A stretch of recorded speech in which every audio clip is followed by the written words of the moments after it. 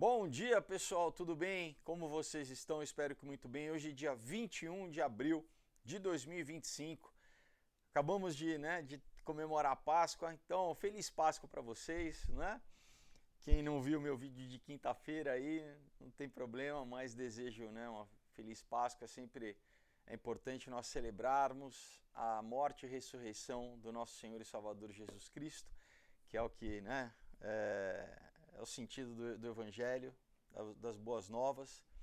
Bom, vamos, para a nossa 27ª parte do livro O Jogo dos Deuses, do Cal Take-Rib. Se você está acompanhando a série, vale realmente a pena esse livro, recheado de muitas informações importantes para a gente descobrir. Se você ainda não começou, volta lá, pega do começo, do primeiro, para você acompanhar na sequência. E é isso aí. Antes da gente entrar, vou, como sempre, lembrar vocês dos meus quadrinhos, tá? Os meus 8 quadrinhos. Temos aqui esse combo incrível de roteiros de cinema que eu escrevi e adaptei para quadrinho. Você lê como se estivesse vendo um filme, vendo um seriado. É tão imersivo quanto. Temos esses dois aqui, o Lambo e o Prédio, que foram os últimos que eu lancei, que são para todas as idades, Então, se você tem criança na família também, mas você adulto vai ler, vai gostar. É tipo o desenho da Pixar que adulto e criança se divertem juntos. Tem trilha sonora no Spotify, tá os dois. Aí nós temos a trilogia do Aurora e Caos e Ômega, abordando tudo que a gente vai falar hoje, Abordando questão de transhumanismo, de nova ordem mundial, sociedade secreta, cibernética, escatologia, tá? Levei 7 anos aí para encerrar essa trilogia que vale a pena demais. Temos um outro dia que eu ganhei o prêmio do Ministério da Cultura abordando as armadilhas que tentam pegar os jovens quando eles entram na faculdade, questão de droga, dependência química, abuso sexual, doutrinação política, tudo isso com um viés espiritual muito legal, sobrenatural, vale a pena demais. Temos o Knock Me Out, que é um romance que se passa no mundo das artes marciais, do MMA, uma homenagem aos filmes dos anos 80 como Rock, Karate Kid. Então, se você gosta desse gênero, homem e mulher, vocês vão gostar, tá? Tem trilha sonora também no Spotify. E o Comunhão, que é um suspense com terror psicológico eletrizante, imperdível, sobre como enfrentar o mal face a face, a morte, sobreviver, não esmorecer. Uma mensagem incrível de redenção. Então, pessoal, todo esse material aqui com mais de 100 páginas, cada um tem mais de 100 páginas, realmente é um filme em forma de papel, tá? Não perca, entre em contato comigo diretamente pelos meus canais. Então o meu site felipefolgose.com está aqui embaixo na caixa de descrição, deixa o link, só clicar você cai no site, ou mandar um direct para mim no Instagram e eu explico como você recebe na sua casa, em qualquer estado do Brasil, outros países também. Não é a Amazon, não é Mercado Livre, é diretamente comigo, tá bom? Então, os links estão aqui embaixo também tem o link do Odyssey, que é a plataforma alternativa ao YouTube, e do Subscribestar, que é para quem quiser se tornar apoiador do canal. Se você gosta do canal, é só se inscrever no Subscribestar e eu agradeço muito quem apoia o canal. Então, vamos retomar aqui, onde a gente parou.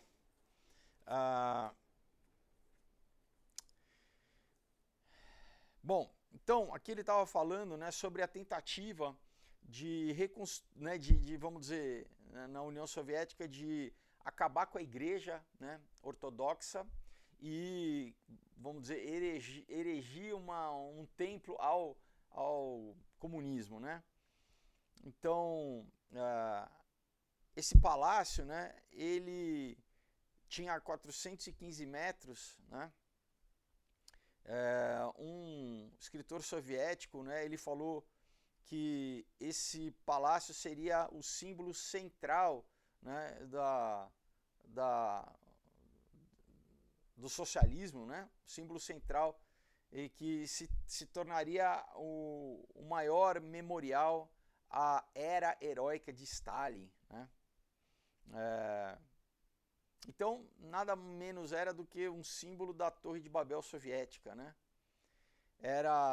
Era, segundo eles, um símbolo, aquela construção era um símbolo de solidariedade que se levantava no centro do grande progresso tecnológico, Era um gesto de poder sem limites, Então, a construção desse palácio ele foi interrompida durante a Segunda Guerra Mundial, porque o aço que eles precisavam para construir foi dirigido, né, para outros propósitos, né, para, enfim, fazer armamento. E depois, né, que o pacto entre o nazismo e o comunismo caiu, porque, né, pouca gente ensina isso, que o Stalin tinha uma aliança com Hitler, né, e que a Alemanha invadiu a Rússia, né, o lugar onde eles estavam tentando, desculpa pessoal, estou só regulando a luz da câmera aqui, o lugar onde eles estavam, né, o site mesmo ali, né, o lugar, como que é, o canteiro de obras, né, ele foi bombardeado pela Luftwaffe, né, pela Força Aérea Alemã. E aí, quando a guerra acabou, a reconstrução da Rússia, né, tinha tanta coisa destruída, né, que eles meio que deixaram de escanteio o tal do palácio, né. E após a morte do Stalin em 1952, né, esse sonho do templo soviético, ele acabou sendo abandonado pelo Khrushchev, né? Então, esse sonho dessa Torre de Babel soviética nunca existiu, quer dizer, tinha um projeto, né? Eles derrubaram a catedral, né? Tentaram construir, mas no fundo nunca conseguiram, né, construir o lugar.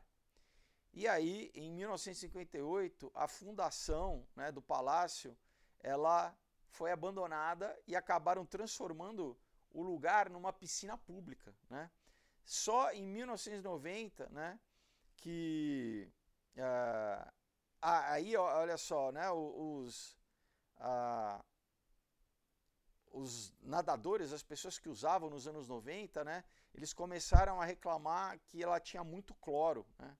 Ela estava era tão química, né, que eles falavam que você conseguia ver uma névoa, né, uma neblina assim saindo da água, né? E aí, em 1994, finalmente a piscina foi, né, foi inutilizada, né? E em novembro de 1994 eles começaram as fundações para um outro projeto, né? Que foi o começo da reconstrução da basílica, né, da igreja ortodoxa que está lá, né? Então, em 1997, eles completaram a construção e daí no ano de 2000 terminou o acabamento, né? E aí, então, a Catedral de Cristo Salvador foi restaurada lá em Moscou depois da queda do comunismo, né? Então, quem que ganhou no final, né? O comunismo ou a igreja, né? E bom, aqui ele continua, né, o autor, o Cal Takery, continua falando dessa questão dos prédios, né, dessa questão desse simbolismo, né, nos prédios, né? Então, contemplando, né, esse surgimento, né, desses projetos no mundo inteiro, né, de grandes prédios, um jornalista, Will Self, ele escreveu a respeito desse simbolismo, né, falando assim que todos os arranha-céus são subversões antrópicas, né, quer dizer, subversões humanas de uma perspectiva divina. São tentativas de realizar, de fazer vamos dizer, uma declaração, né, do poder humano, né, e da sua afronta ubrística, né, arrogante ao nosso Criador, a Deus, né, e a sua vontade transcendente. Então, naturalmente,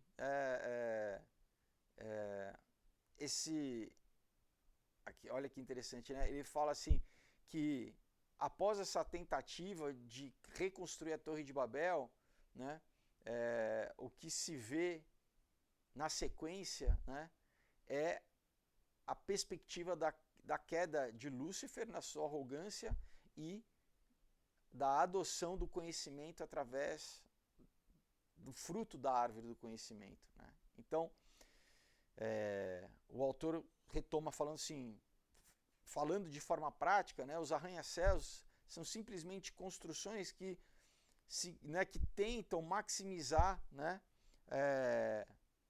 a área onde elas são construídas e gerar um retorno econômico, né, então, junto com um fator de prestígio. Mas mesmo no conselho, né, de habitações urbanas, eles reconhecem um significado mais profundo associado com o nosso desejo de construir estruturas, né, tão altas assim. As nossas torres, como as nossas cidades, se tornam poderosos símbolos. Ocasionalmente, elas acabam tendo até um poder político associado a elas, né? Então, se a gente analisar, por exemplo, né, o Burj Khalifa em Dubai, que é o maior prédio no mundo, né, após as portas do Burj Khalifa serem abertas, né, Dubai anunciou que iria estar disposto a construir a nova sede das Nações Unidas, movendo, né, o antigo centro que está lá em Nova York, né, que inclusive o terreno foi doado pelo David Rockefeller, para a própria Dubai, né? Apesar de isso nunca ter acontecido, essa transferência, né, de Nova York para Dubai, Dubai eles nunca deixaram de se ver, vamos dizer, como um farol internacional, né, dando espaço para agências das Nações Unidas através da sua cidade de, vamos dizer, humanismo internacional. Então, na verdade, eles entenderam que o poder político, né, de tentar trazer a sede das Nações Unidas para Dubai, né? E Dubai se tornou um dos lugares mundiais para conferências globais, né? Você tem várias conferências e também funcionando como uma voz para a cultura islâmica, oferecendo mais de 15 zonas de livre comércio, né, estabelecidos como cidades internacionais e distritos especiais. Então, riqueza e conhecimento, né, tecnologia, fluem, né, vamos dizer, fluem através de Dubai, né? E o conceito de Babel não está restrito só ao simbolismo dos arranha-céus, né? Por exemplo, você tem a cidade lá em Astana, no Cazaquistão, né, que ela foi propositalmente desenhada, né, com uma arquitetura que mistura elementos antigos e futuristas, né, e ela serve quase como um meme, né? Não sei se você já viu algumas. Parece, muita gente fala a cidade do Illuminati, porque todos os prédios estão todos cheios de simbolismo, né?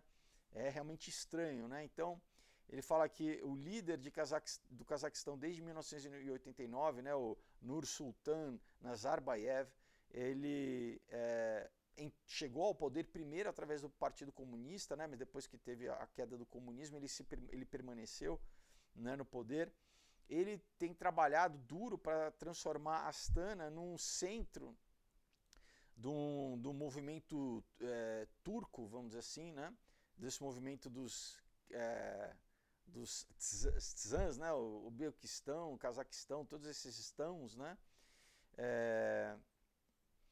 e também como um símbolo de globalismo, de unidade global. Então, Astana se tornou uma cidade chave para várias discussões da criação de um novo sistema financeiro internacional, né, um sistema global de governança e de segurança coletiva, e vários fóruns ecumênicos têm acontecido lá, unindo espiritualidade secular e religiosa. Olha só isso, espiritualidade secular, né? Então, já tem vários elementos aí do que será o sistema da besta, né? E, enfim, ele fala que o seu Palácio da Paz, que tem uma forma de uma pirâmide, se tornou um ponto focal para inspirar a harmonia espiritual e a busca de uma cultura global para abraçar a unidade. Nós, né, daí entre aspas, nós presenteamos a Terra com uma única civilização, fecha aspas. Então, unindo, né, essa elite espiritual da humanidade, de acordo com o Fórum Global de Cultura Espiritual de Astana, né, um fórum que eles promoveram lá, diz que é essencial que uma nova arquitetura seja criada, assegurando a integridade e a unidade do mundo e da humanidade, né, e a síntese das leis da natureza e da cultura. Aí o Yermentai Sultan Murat, que é o líder da Assembleia Mundial dos Povos Túrquicos, né, ele disse que Astana tem todo o direito de ser chamado a capital espiritual do mundo, né? Então, tem alguns estudiosos que, né, muita gente fala a respeito do que será a Babilônia final, né, quando a gente lê em Apocalipse, né, uma cidade que fala sobre as 7 colinas, né? Então, alguns apontam para Roma, alguns apontam para Jerusalém, alguns apontam para Nova York, né? Alguns dizem que a própria Babel lá no Iraque vai ser reconstruída e muitas pessoas apontam para Astana lá no Cazaquistão, né? E essa inspiração de Babel também pode ser descoberta num lugar, né? Que da mesma forma que você tem a sede da ONU lá em Nova York, que já foi considerada como uma Torre de Babel, né? Porque ela serve de palco, vamos dizer, para as aspirações para a nova ordem, né? E muitas vezes é lá que decisões que acabam promovendo, né, um caos global, né? Você tem a sede do Banco de Acordos Internacionais lá na cidade de Basel, na Suíça, né? Que na arquitetura, pessoal, parece uma Torre de Babel, né? E é considerado, né, vamos dizer, o lugar central dos banqueiros, né? Na verdade, eu já falei várias vezes sobre o BIS, né? Porque em inglês é Bank of International Settlements, né? Então a sigla é BIS, que é considerado, é o banco que controla os bancos centrais do mundo, né? Então, não é à toa, né, que eles escolheram uma arquitetura que remete à Torre de Babel, né? Aqui fala que na revista Architecture Week, né, eles falaram sobre o Museu para Direitos Humanos, né, que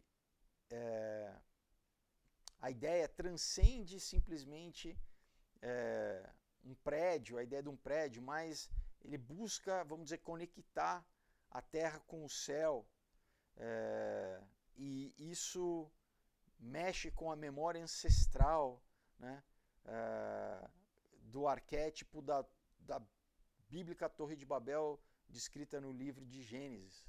Olha só, uma revista secular, né, Architecture Week, falando a respeito do elemento simbólico e transcendental. Então, muitas vezes, né, para o leigo, para as pessoas comuns, né, a gente muitas vezes sente o impacto de uma construção, mas a pessoa não consegue traduzir isso em palavras, né? Ela fica impactada, né, E quando você vê uma estrutura grande dessas, eu já tive a oportunidade de, por exemplo, né, em Nova York, as 2 torres que não existem mais lá do World Trade Center, eu cheguei a conhecer, né, tenho foto ali no terraço delas, fui no Empire State Building, agora na nova torre lá de Nova York, né, que juntou as 2 torres. Quando você está presente, realmente você sente alguma coisa, né? Você pode até não conseguir descrever em palavras, mas assim, aquilo tem uma tem um poder simbólico, né? E aqui não é à toa que eles traduzem isso em palavras, né? Dizendo que realmente parece que tem uma memória ancestral que conecta a Torre de Babel bíblica, servindo como um arquétipo, né? E aí um arquiteto chamado Antoine Prédoc, ele diz que essas estruturas elas estão enraizadas em algo fundamental, em algo em comum, fundamental da humanidade, né? E essa busca por, vamos dizer, unificar, né, todas as nações e todas as culturas do mundo numa só estrutura, né? Então, outra estrutura associada à Torre de Babel é o Parlamento Europeu, que fica em Estrasburgo, na França também. Se vocês quiserem dar uma busca, né? Não é à toa, pessoal, que fala por que esses arquitetos são contratados, né? E eles fazem claramente na arquitetura uma menção à Torre de Babel, né? É proposital, pessoal, não é nada aleatório, né? Você não constrói um prédio sem ter um projeto antes, e um projeto é muito bem pensado. Então tem um propósito na arquitetura você, né, colocar aquilo. Então, oficialmente conhecido como o prédio Luiz Weiss, né, ele tem uma torre integrada, né, naquilo que parece também representar o Coliseu Romano, né, e ele se assemelha de uma forma surpreendente com uma pintura de 1563 do Pieter Bruegel chamado Torre de Babel, que é uma das pinturas mais conhecidas, né? Talvez falando o nome você não lembra, mas talvez se você ver a imagem você vai lembrar. Então, se você quiser também dar uma busca na internet. E esse prédio, né, do Parlamento Europeu, ele foi inspirado na pintura do Bruegel, né? Então, mais do que simplesmente, né, uma semelhança, né, à pintura desse pintor holandês, né, renascentista, né, anos atrás, né, essa sede do Conselho Europeu, ele né, lançou um livro chamado Europa, Muitas Línguas, Uma Voz, né, e tinha um pôster onde você tinha na capa, no pôster e na capa do livro, você tinha exatamente a pintura do Bruegel, falando que o pintor da Torre de Babel. Então era o que? Era um documento oficial de comunicação do Parlamento Europeu usando a Torre de Babel como sendo a união dos países europeus, né? Além disso, né, o Comitê de Cultura do Parlamento Europeu, né, que quando você junta, né, a sigla fica CULT, igual culto, né, porque é o Comitê, né, o Comitê de Cultura e Educação, né, ele intencionalmente escolheu também esse simbolismo de Babel, né, para um prêmio anual chamado Lux Film Prize, né? E Lux vem de luz em latim, né? Então esse prêmio do cult, né, do culto, ele tinha, né, também um simbolismo de um zigurate, né? Que zigurate é aquela pirâmide babilônica, né? Que também remete à Torre de Babel, né? Então, são várias coisas conectadas, né, e a gente não pode esquecer, pessoal, que essa galera usa só de simbolismo, né? Magia é feita com símbolo, né? Então, às vezes as pessoas inconscientemente estão sendo influenciadas sem saber através de simbolismo, né? O Robert Kayserlingk, que entendeu a magnitude do projeto, né? Ele diz o seguinte: a integração num sistema federativo junto com linhas políticas, econômicas e militares envolvem o absoluto sacrifício da soberania nacional. Esse é o nosso objetivo. Então, basicamente, o que? Sacrificar a soberania nacional, né? para promover um sistema, né, a União Europeia, um sistema federativo unindo a questão política, econômica e militar, né?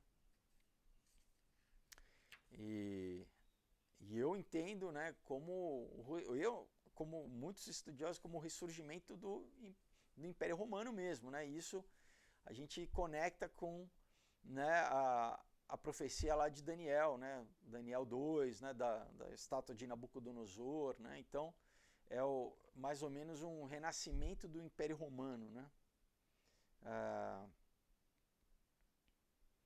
O Robert Mueller, ele disse o seguinte em 1994: eu espero, né, que hajam mais comunidades regionais, né, como a União Europeia, que outras sejam criadas, né, seguindo o exemplo da União Europeia, e para que as Nações Unidas seja transformada rapidamente numa união global. Né? Um globalismo claro, né, pessoal? Aí ele cita aqui o Winston Churchill, né, que era o Bulldog da Inglaterra, né, esse é o apelido do Churchill durante a Segunda Guerra. Ele também era um promotor dessa ideia da unidade europeia, sendo vamos dizer, um ponto de partida para uma cultura global, né? Muitos dos seus discursos, né, depois da guerra, eles tinham o tema de uma fraternidade internacional e de uma governança global, e ele chamava isso do Templo da Paz. Em 1947, o Churchill disse o seguinte, né? Não erremos na questão principal. Sem uma Europa unida, não há, vamos dizer, uma perspectiva de um governo global. Esse é um passo urgente e indispensável em direção de realizar esse ideal, né? A gente não pode esquecer que o Churchill também ele era ocultista, ele era, né, fazia parte de sociedades druídicas, né? E a gente volta aqui, né, falando a respeito, né, sobre essa integração europeia, né, não há dúvidas, né, que essas aspirações elas estão, vamos dizer, baseadas num tema antigo, né? Então, vamos dizer, de Babel a Babel, né? Toda hora estão fazendo menção a essa questão de Babel. A humanidade tem buscado poder na unidade, né? Da mesma forma como a gente lê lá em Gênesis 10, né, a respeito de o que a humanidade se juntar, falando, não, se nós nos unirmos, a gente consegue fazer frente a Deus, vamos dizer assim. Então, é basicamente isso, né? Vamos continuar buscando unidade para tentar se opor a Deus, né? Essa era a esperança de Caim, né? Esse era o sonho da Cosmópolis, né? Essa busca dessa unidade, né? E diz aqui, né, que assim, essa cidade global, ela inevitavelmente seria uma capital espiritual, intelectual e administrativa, né?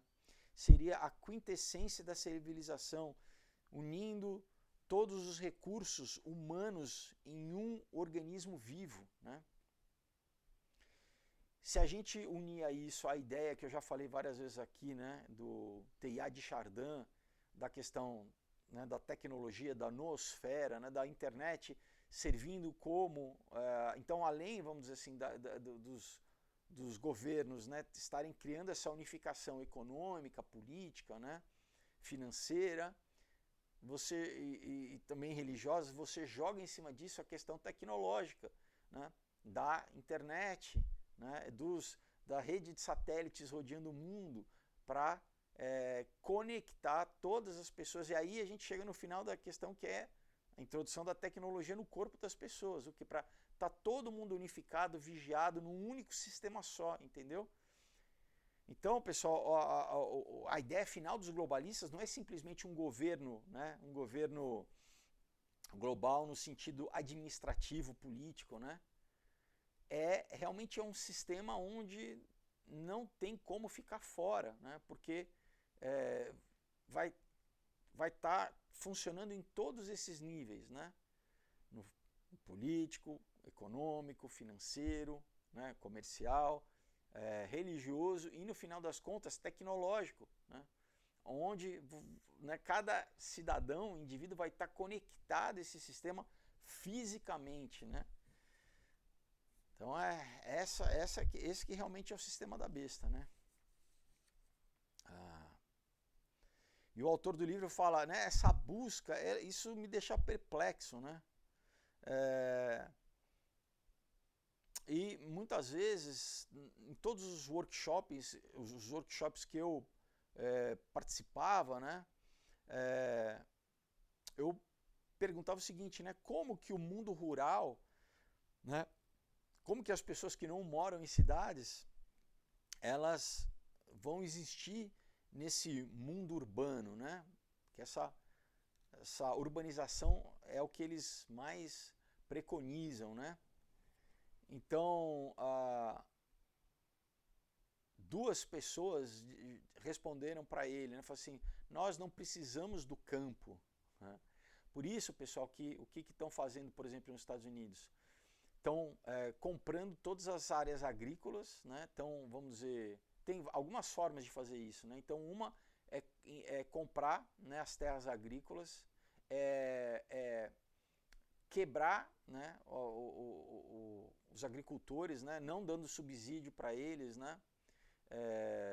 Muitas vezes o agricultor ele precisa do empréstimo para poder comprar semente, tudo, depois ele planta, ele tem a sua colheita e aí ele paga o que ele paga o empréstimo, né? Então muitas vezes é o que? Endividar os agricultores para eles não conseguirem pagar e daí os bancos vão lá e tomam as terras.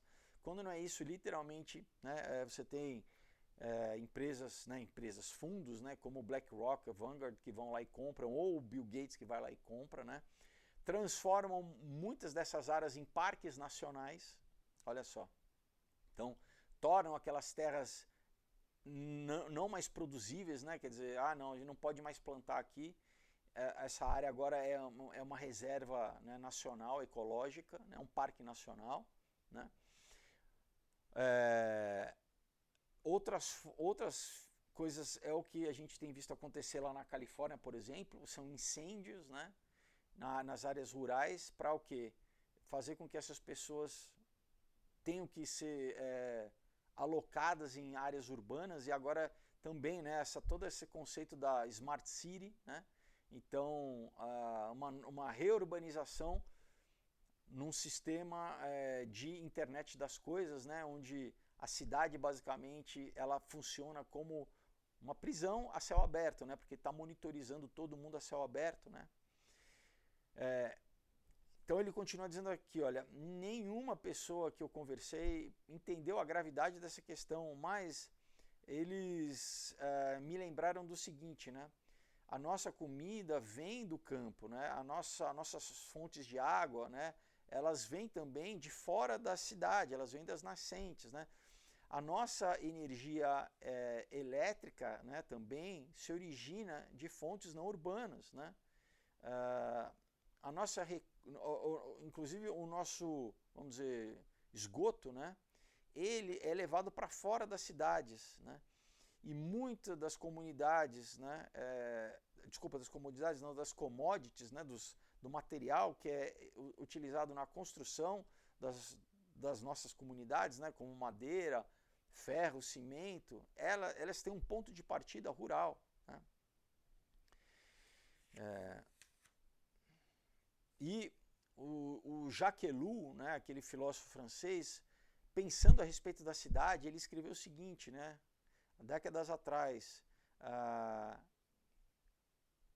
que as cidades elas permanecem sendo relevantes como um símbolo para a humanidade, dizendo o seguinte, a cidade é a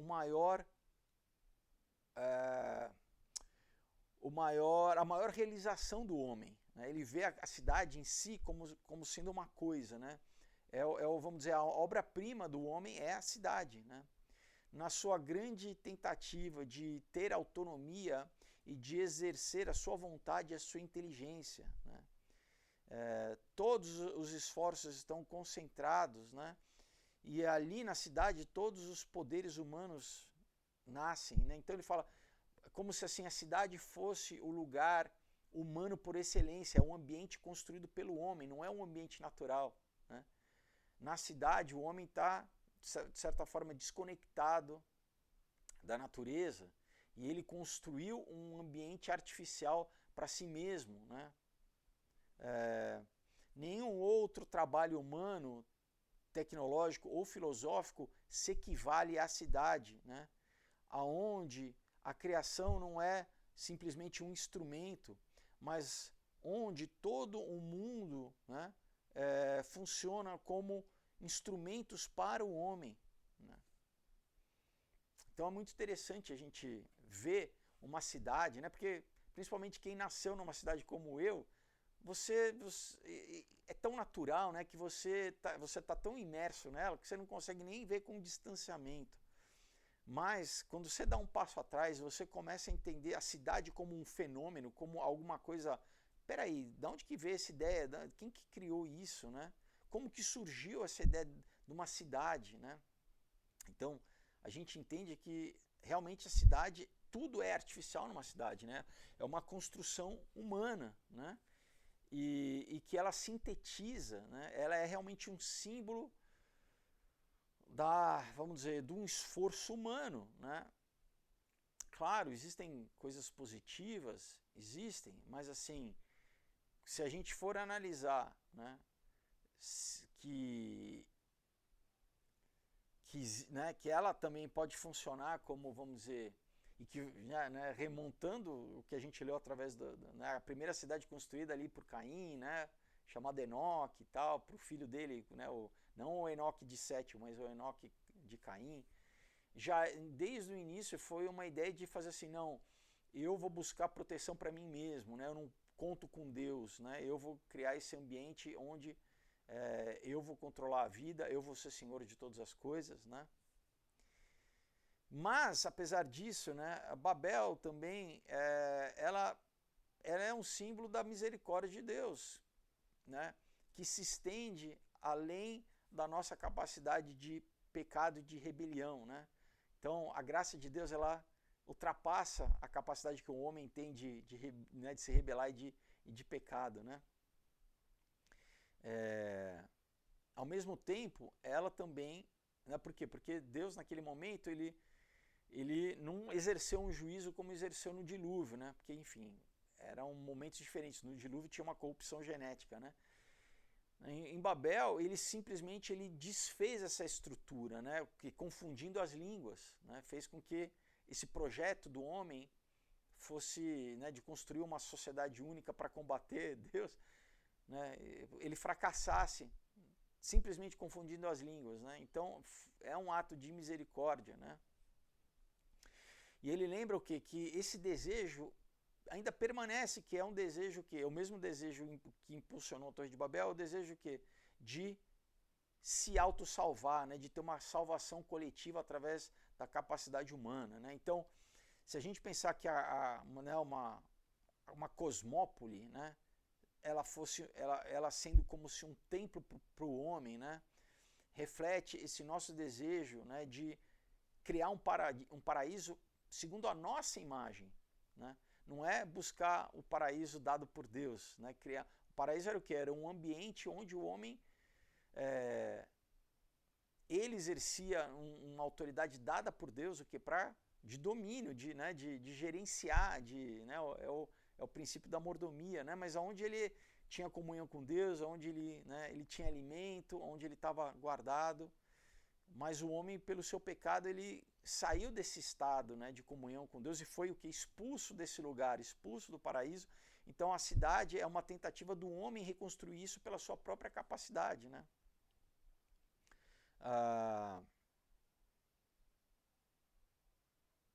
Então ele fala, nós continuamos sonhando, né, em construir as nossas Babéis, né, as nossas cidades, os nossos Enoques, né, fazendo a referência à cidade lá, ele fala, nós continuamos sendo Caim, nós continuamos tendo esse mesmo impulso que Caim teve, né?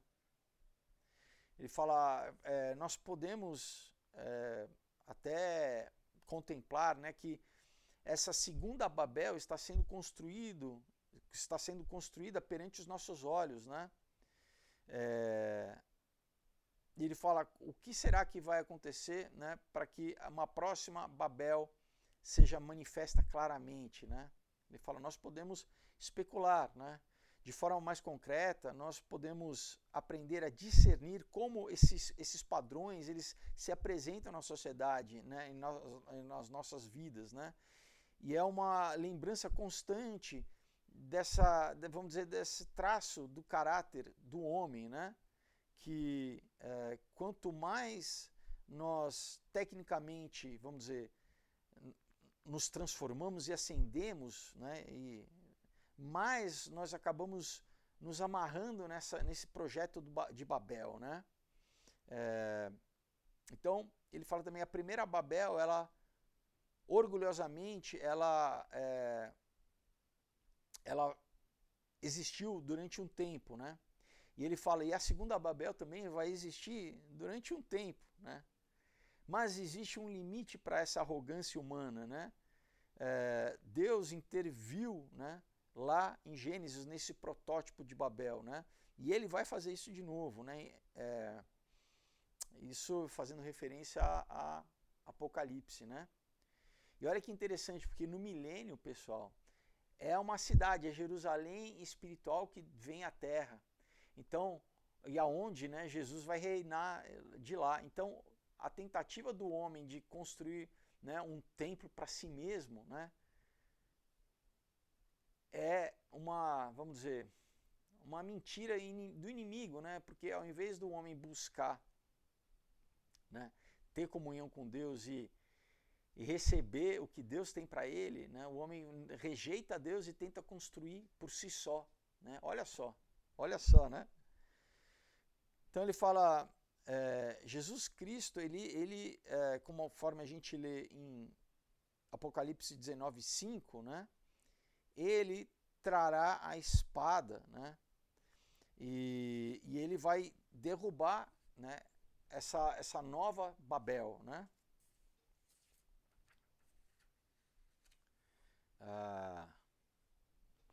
Ele fala, e os arquitetos e os construtores, né? Não é à toa que os maçons são o quê? São os construtores, né? Um dos nomes que eles se auto, né, denominam, né? Ele fala, eles não têm desculpa, né, de permanecer nesse projeto, né, de construir um paraíso sem Deus, né, um paraíso feito pelo próprio homem, né, a ideia da imortalidade, a ideia de querer ser Deus, né, a revelia de Deus, né. Mas ele continua falando assim, mas a graça de Deus, ela sempre vem depois da ira, né? Deus julga, mas sempre depois ele traz a graça, né? Porque o seu povo redimido, né, ele encontrará uma nova cidade, um novo significado. Aqui ele fala, né? Então, nós vemos a Nova Jerusalém, né, uma cidade feita por Deus e não por nós, né? E esse será o seu lugar de habitação junto com a humanidade, será uma verdadeira cidade global, né? Que será, vamos dizer, cheia da luz de Deus. A Bíblia diz que não vai precisar nem ter sol, porque, né, a presença de Deus vai iluminar, né? E os seus portões vão estar permanentemente abertos para que as nações, né, dos salvos eles possam andar na sua luz e que os reis da terra tragam, né, glória e honrem, né, honrem, né, a Deus ali, né, Jesus. Então, interessante isso, né, pessoal? E aqui, né, tem um trecho que ele fala, então eu vi novos céus e nova terra, né? E o primeiro terra o primeiro céu e a primeira terra já tinham passado, né? Não há mais o mar. Então eu, João, vi a cidade santa, a Nova Jerusalém, vindo, né, descendo dos céus, né, de Deus, né, preparada como uma noiva adornada para o seu esposo. E eu ouvi uma alta voz vindo do céu dizendo, né, contemple o tabernáculo de Deus com os homens, ele habitará entre eles e eles serão o seu povo. Deus mesmo, né, será com eles e eles estarão com Deus, né, e Deus enxugará toda lágrima dos seus olhos, né, e não haverá mais morte, nem pesar, nem choro, né, não haverá mais dor, né, porque as primeiras coisas já passaram, né. Então olha que maravilhoso essa profecia bíblica, né.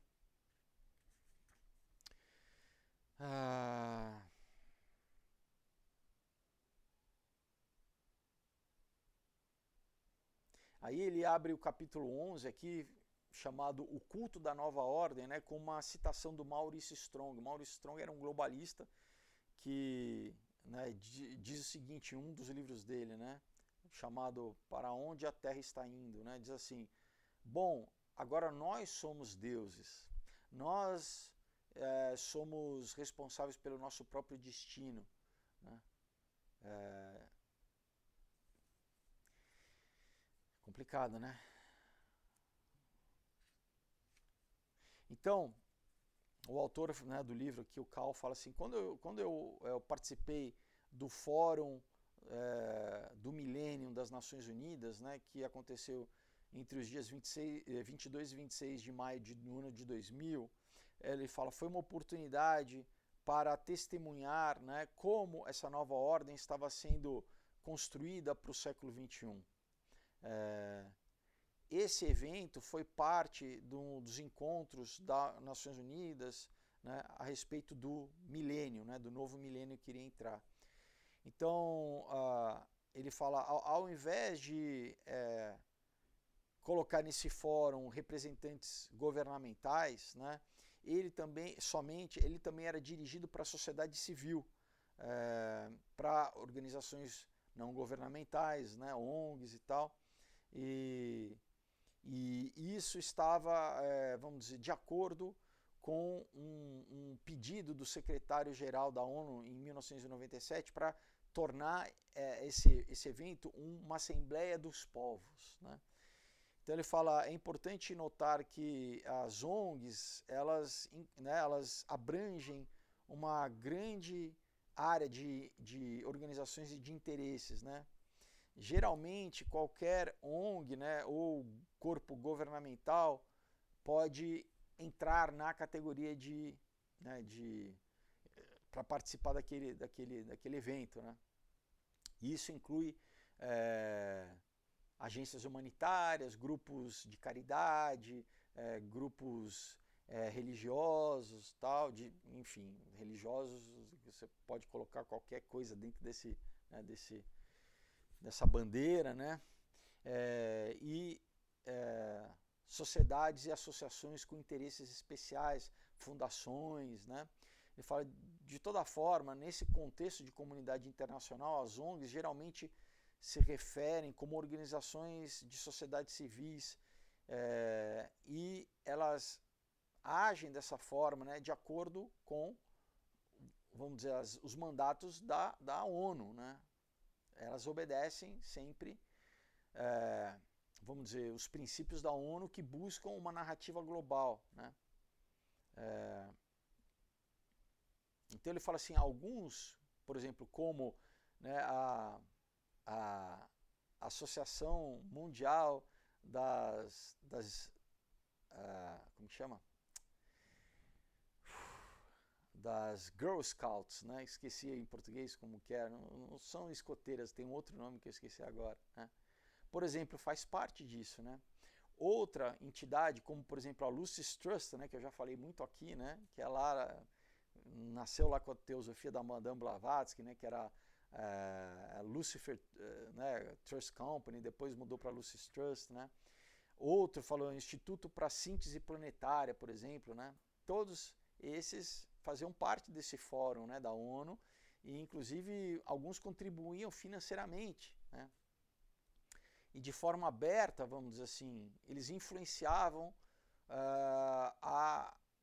vamos dizer, o fórum da ONU, né, com essa filosofia ocultista, né?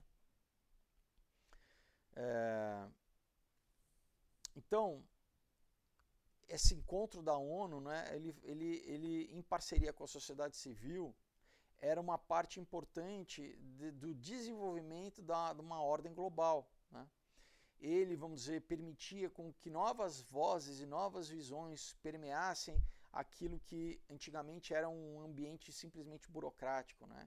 Então, mais do que nunca, né, essas ONGs, elas serviam como apóstolos para um novo corpo global, disseminando uma narrativa global, né, para influenciar, né, as políticas locais, né, desde cidade, estado e até nações, né? Então, ao mesmo tempo que essas ONGs ganhavam estatura, visibilidade e alcance, né, os seus interesses especiais passavam a ser autenticados, né? Era uma relação de influência mútua, né? Então, diferente de governos, né, a maioria das ONGs eram vistas como descoladas de qualquer influência partidária, né? Então, o que ele está falando aqui? Que essas ONGs, pessoal, que não tinha ninguém eleito, né? Isso não era, muitas vezes, né, porque não é política pública, não é do governo, mas ele está falando da influência que essas ONGs tinham de exatamente forçar com que práticas, né, é uma forma que desses grupos de interesse que não foram eleitos, né, a grande população, na maioria das vezes, não sabe, não tem um representante civil, não, né, essas iniciativas não são discutidas num plenário, né, aqui no Brasil, infelizmente, né, o nosso Congresso não consegue fazer muita coisa, mas assim, né, se a gente entender governo, isso tem que sempre passar, né, as leis têm que ser apresentadas num Congresso, têm que ser, né, aprovadas, têm que ir para o Senado, para isso ser implementado, né? E ele falando que através dessas ONGs, que são, né, inclusive muitas têm um interesse completamente corrompido, como a gente está vendo no Brasil agora, porque recebem, né, seriam não governamentais, mas elas acabam recebendo dinheiro, né, do governo, né? Olha só, é meio como se fosse um backdoor, né? É meio que é uma forma do dinheiro do governo, né? O governo quer fazer alguma coisa que seria, vamos dizer, publicamente contestada, né? Inclusive, né, por exemplo, no Congresso, por deputados, senadores, que eles pegam uma ONG, eles dão dinheiro para a ONG vai lá, né, mobiliza, né, paga muita gente, às vezes, né, né, os seus idiotas úteis, os seus correligionários, para tentar implementar isso como se fosse uma forma civil, né? Ah, é espontâneo, é uma ONG que está... E esse dinheiro está vindo, não está vindo, né? Está vindo aonde? Então é o que ele está falando, né? Elas acabam servindo de fachada, né, para partidos políticos e para poderes corporativos, né? Eles acabam pegando influenciadores culturais, né, para servir de porta-vozes, né? E é uma forma de manipulação, né? Então, essa comunidade de ONGs, né, muitas vezes ela acabou se tornando como um árbitro, né, da legalidade social, né, se tornando a voz, né, de uma consciência global, né. Vamos encerrar aqui, pessoal, o vídeo. Então, é interessante, né, porque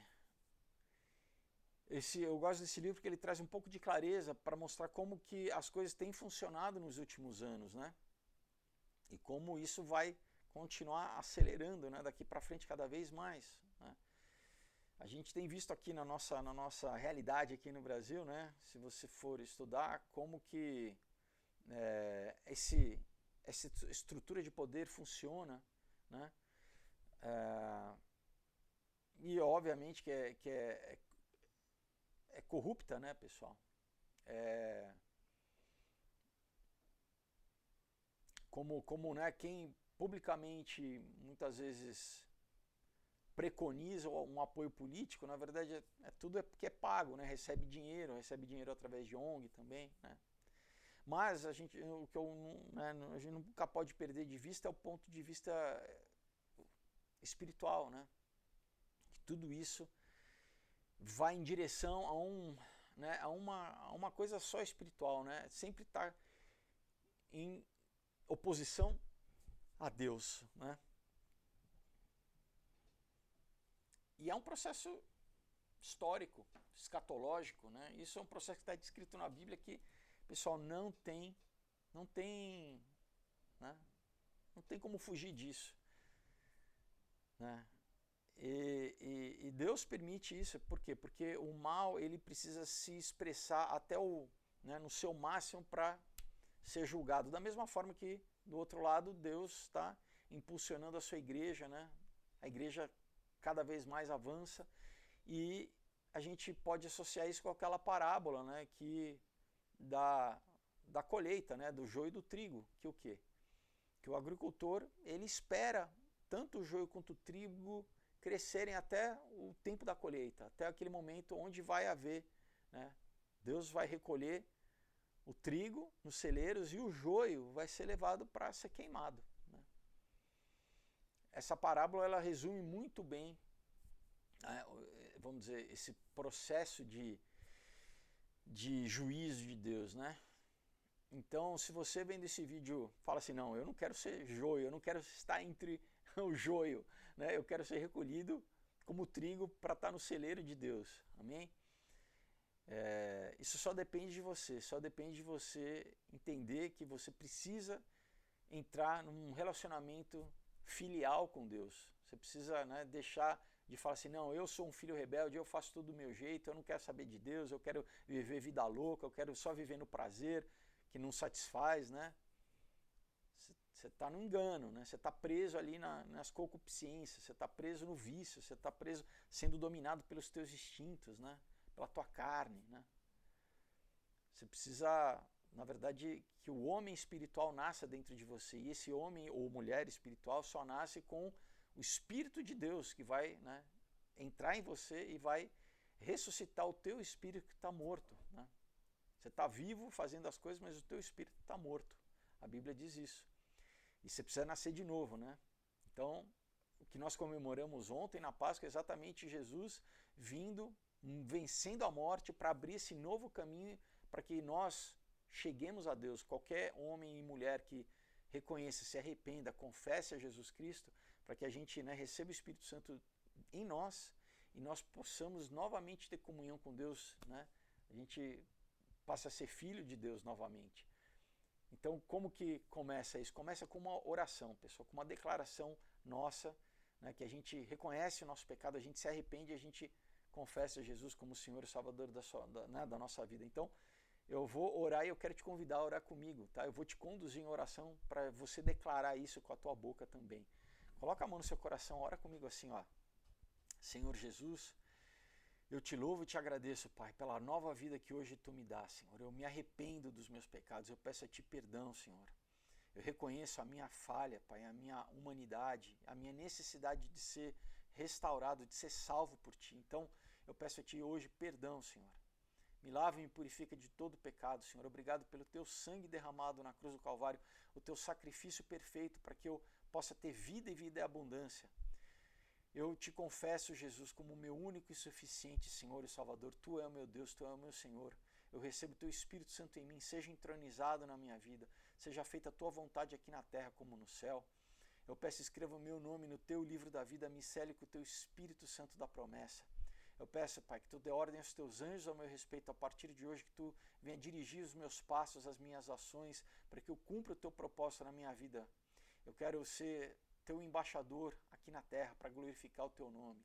Eu entrego, Pai, a minha vida a Ti, Senhor. Seja feita a Tua vontade aqui na terra, na minha vida como no céu. Eu te louvo e te agradeço em nome de Jesus Cristo. Amém. Glória a Deus. Se você fez essa oração com sinceridade, com fé, a Bíblia testifica que as coisas velhas já passaram, eis que se fizeram novas. Amém? Então agora você tem né, o Espírito Santo habita em você, você tem uma nova identidade em Cristo. Amém? A Bíblia diz que Ele nos arrancou do império das trevas e nos transportou para o reino do Filho do seu amor, para o reino de Jesus Cristo. Você é um com Deus agora. Amém? Compre uma Bíblia, passe a ler diariamente, tenha uma rotina de oração, de leitura bíblica e busque uma igreja para você estar inserido no corpo de Cristo aqui na terra. né? Todos nós que nós temos o mesmo Espírito, nós temos o mesmo Pai, que é Deus, somos uma família, amém? Então você precisa estar inserido nessa família, convivendo, integrado, amém? E são pessoas que vão te ajudar nessa nova caminhada, novas amizades, vão te discipular, vão te ensinar a respeito da Bíblia, mas tem que ser uma igreja o quê? Bíblica, né? Cuidado com falsas igrejas que pregam, né, ideologia de gênero, pregam esquerdismo, tudo isso é antibíblico, e seitas também que, né, tem novos profetas e profetisas aí que tem novos livros que são tão importantes quanto a Bíblia, né? Ou que não reconhecem que Jesus é Deus, não reconhecem a divindade e a humanidade de Deus, né?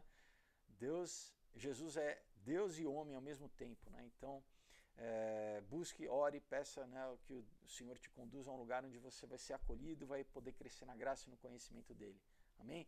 Então, pessoal, novamente, lembra vocês dos quadrinhos, tá? Entre em contato.